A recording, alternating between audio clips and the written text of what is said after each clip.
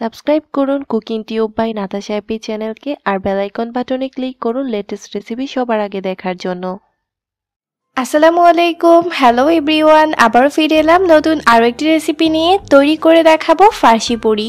খুবই মজাদার স্ন্যাক্স যা সহজেই টিফিন বক্সে করে নেওয়া যাবে, আর বাচ্চারা তো খুবই লাইক করবে। তাহলে আজই বানিয়ে নিন এই রেসিপি। চলুন শুরু করা যাক। প্রথমে আমি একটি বোলের মধ্যে নিয়ে নিচ্ছি 1 কাপ পরিমাণ ময়দা। এর মধ্যে দিয়ে দিব স্বাদ মতো লবণ। এখন ময়দার সাথে লবণ খুবই ভালো করে এভাবে ঘষে ঘষে মিশিয়ে নেব। মিশানো হয়ে গেলে দিয়ে দিচ্ছি 1 টেবিল স্পুন পরিমাণ সয়াবিন তেল।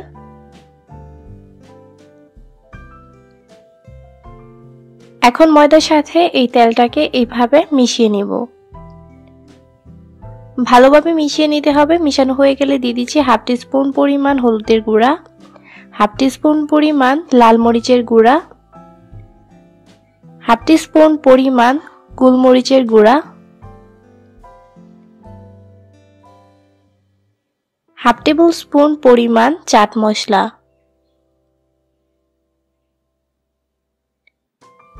দিয়ে দিচ্ছি 3 টেবিল স্পুন পরিমাণ ধনিয়া পাতার কুচি। এখন সব উপকরণ একসাথে এইভাবে খুবই ভালো করে মিশিয়ে নেব, যাতে ময়দার সাথে সবকিছু খুবই ভালো করে মিশে যায়। মিশানো হয়ে গেলে দিয়ে দিচ্ছি 1 টেবিল স্পুন পরিমাণ জিরা। এখানে আমি কাঁচা জিরা নিয়েছি, ভেজে নিইনি।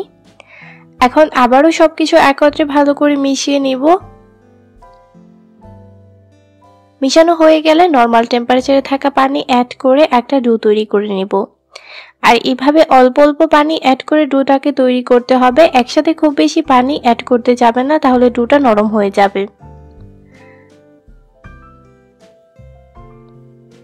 এই ডোটা খুব বেশি নরমও হবে না আর খুব বেশি শক্ত হবে না, মাঝারি অবস্থায় থাকবে।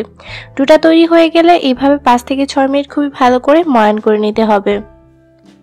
ময়ান করা হয়ে গেছে। এখন আমি এটাকে ঢেকে 30 মিনিটের জন্য রেখে দিব। ফিরে এলাম 30 মিনিট পর। এই 30 মিনিটে ডোটা অনেকটা সফট হয়ে গেছে আর সেট হয়ে গেছে। এখন 1-1.5 মিনিট আবারও এটাকে ময়ান করে নেব।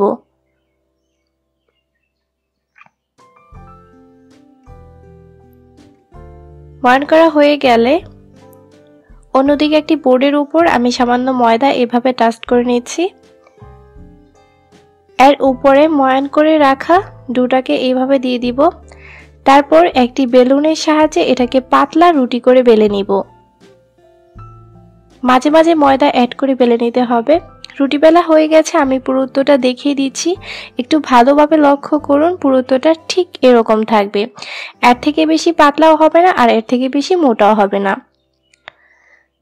এরকম রাউন্ড শেপের একটি কুকিজ কাটার নিতে হবে। এখন এই কাটারের সাহায্যে আমি এটাকে এরকম রাউন্ড শেপ করে করে কেটে নেব।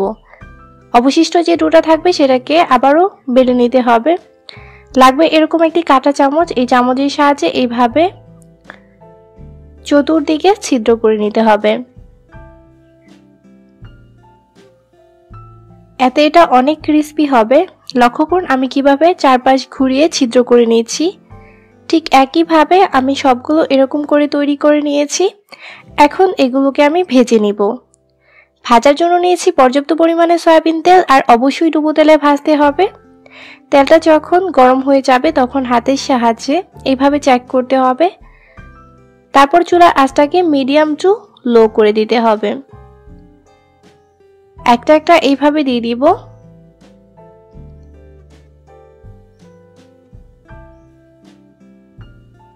দেয়া হয়ে গেলে চুলার আঁচটাকে মিডিয়াম করে দিব, আর এভাবে চামচের সাহায্যে একটু নেড়ে নেড়ে তারপর এগুলোকে উল্টিয়ে দিতে হবে।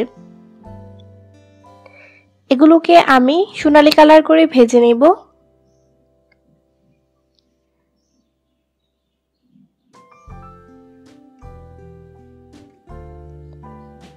এইভাবে উল্টিয়ে দিতে হবে যাতে দুই সাইডেই সমান কালার আসে।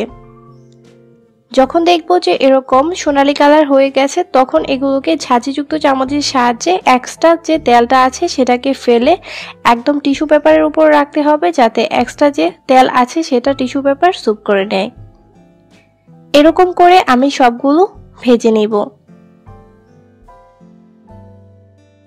একইভাবে আমি সবগুলো ফার্সি পুরি ভেজে নিয়েছি, তৈরি করে নিলাম মজাদার ফার্সি পুরি।